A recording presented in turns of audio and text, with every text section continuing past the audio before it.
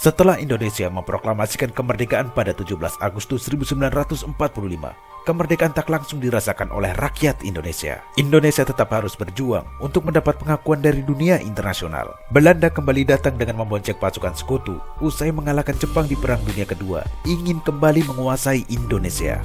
Perundingan Renville menjadi catatan penting terhadap perjalanan sejarah bangsa Indonesia.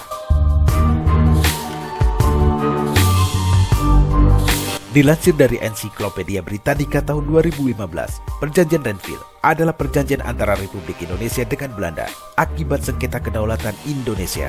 Perundingan Renville dilaksanakan mulai tanggal 8 Desember 1947 hingga 17 Januari 1948 di atas kapal perang Amerika Serikat USS Renville yang sedang bersandar di Pelabuhan Teluk, Jakarta. Sebelumnya, Belanda dan Indonesia telah menyepakati perjanjian Linggarjati. Perundingan ini menghasilkan pengakuan Belanda atas kedaulatan Republik Indonesia yang meliputi wilayah Jawa, Madura, dan Sumatera. Tugiono KS dalam buku Sekali Merdeka Tetap Merdeka tahun 1985 menyebutkan Belanda bahkan melanggar perjanjian Linggarjati dengan melancarkan serangan pada 21 Juli hingga 5 Agustus tahun 1947. Operasi militernya ini dikenal dengan sebutan Agresi Militer Belanda I.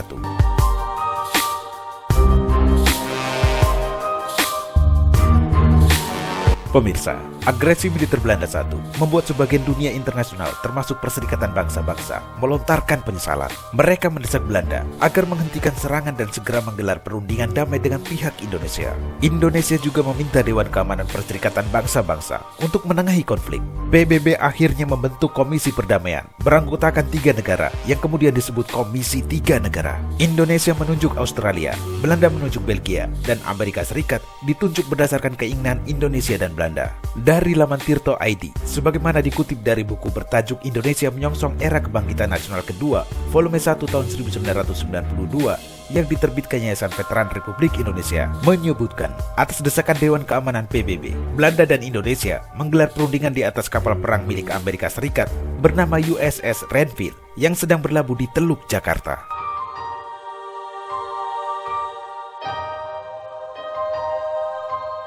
Perundingan yang disebut juga sebagai Perjanjian Renville ini dilangsungkan pada tanggal 8 Desember tahun 1947.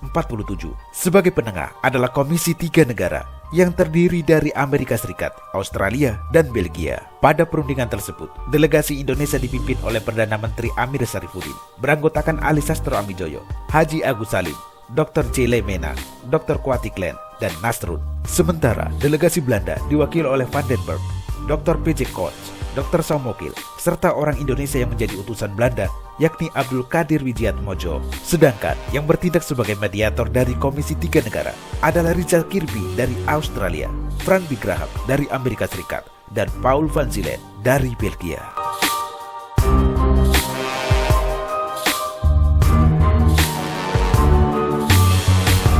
Secara garis besar, perundingan Renville memuat kesepakatan sebagai berikut. Belanda hanya mengakui Jawa Tengah, Yogyakarta, dan Sumatera sebagai wilayah Republik Indonesia.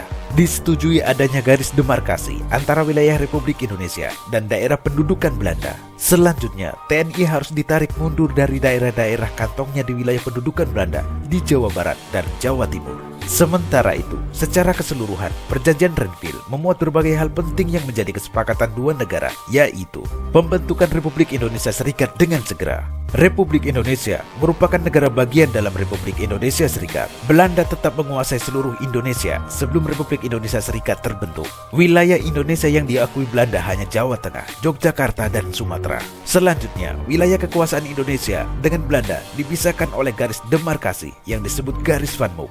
Tentara Indonesia ditarik mundur dari daerah-daerah kekuasaan Belanda di Jawa Barat dan Jawa Timur. Akan dibentuk Uni Indonesia Belanda dengan kepalanya Raja Belanda. Kemudian akan diadakan semacam referendum, pemungutan suara untuk menentukan nasib wilayah dalam Republik Indonesia Serikat. Dan yang terakhir, akan diadakan pemilihan umum untuk membentuk Dewan Konstituante Republik Indonesia Serikat.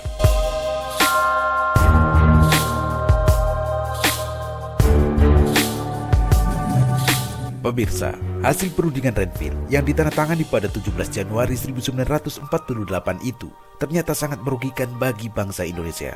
Wilayah kedaulatan Republik Indonesia menjadi semakin sempit dengan diterapkannya aturan garis Van Mook atau garis status quo Garis Van Mook mengambil nama dari Hubertus Van Mook, Gubernur Jenderal Hindia Belanda terakhir.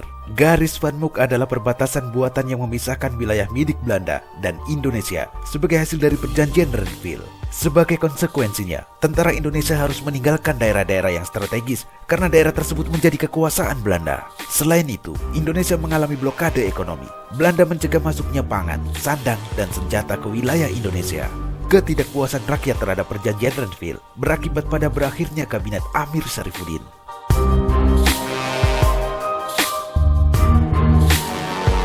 Belanda lagi-lagi melanggar perjanjian. Mereka mengaku tidak lagi terkait pada perjanjian Renville. Bahkan pada 19 Desember 1948, Belanda melancarkan agresi militer yang kedua di Yogyakarta. Namun demikian, dari perjalanan perundingan Renville ada dampak positifnya. Perjanjian Renville ternyata semakin membuka banyak negara di dunia internasional untuk memperhatikan Indonesia dan mencermati sepak terjang Belanda. Dalam jangka panjang, keputusan-keputusan dalam perjanjian Renville menarik perhatian dunia internasional yang semakin menyadari adanya perjuangan besar bangsa Indonesia untuk merdeka.